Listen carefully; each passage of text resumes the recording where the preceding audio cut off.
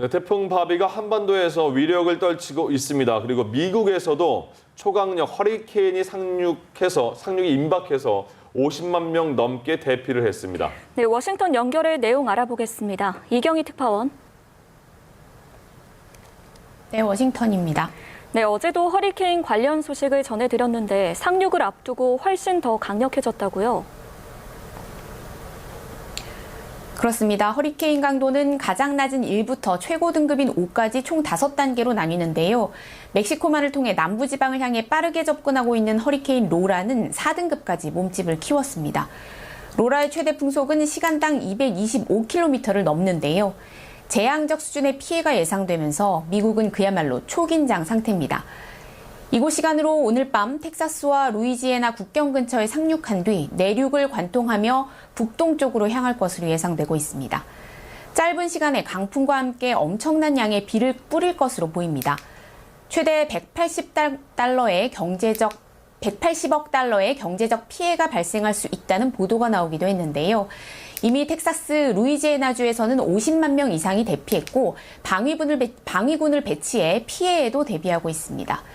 일부 전문가들은 내일 아침에 일어나면 일부 지역에서는 무슨 일이 일어났는지 믿을 수 없을 정도일 것이라면서 일부 지역에서는 거대한 해일이 있을 것으로 내다봤습니다.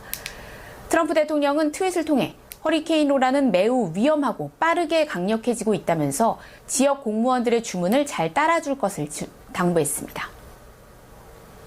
네, 또 경찰이 흑인 블레이크에게 총을 쏜 사건에 대한 시위도 굉장히 번지고 있는데 자, 어제는 그 시위 현장에서 또 다른 총격 사건이 나서 2명이 숨졌다고요? 그렇습니다. 어린 자녀가 보는 앞에서 경찰이 쏜 총에 맞은 흑인 남성 제이컵 블레이크와 관련한 항의 시위가 사흘째 이어졌는데요. 연일 격렬해지고 있는 가운데 총격 사건까지 발생했습니다. 시위 참가자들과 지역 주민으로 보이는 남성들이 대치하는 과정에서 일어난 것으로 전해지는데요. 최소 3명이 총에 맞았고 이 가운데 2명이 숨졌습니다. 소셜미디어에 올라온 당시 영상을 보면 반자동 소총을 들고 있던 젊은 백인 남성이 군중과 경찰관들에게 쫓기던 중에 자신을 향해 접근하는 사람들을 향해 서너 발 총을 쏘는 장면이 나오는데요. 경찰은 시위 현장에서 20여 킬로미터 떨어진 일리노이주 앤티오크에서 총격 용의자 17살 백인 남성을 체포했다고 밝혔습니다.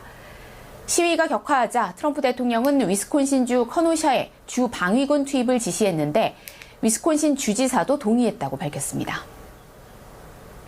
네, 마지막으로 코로나19 관련한 소식도 짚어보겠습니다. 미국 보건당국이 밀접 접촉자라도 증상이 없으면 검사를 안 받아도 된다고 지침을 개정해서 논란이라고요?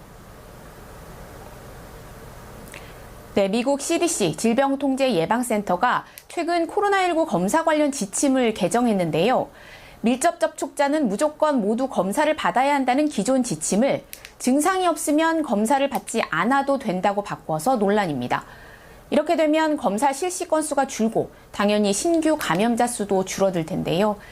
특히 이 같은 지침 개정이 트럼프 행정부의 압력으로 이뤄졌다는 연방보건당국 관계자의 발언이 보도되면서 논란이 한층 가열되고 있습니다.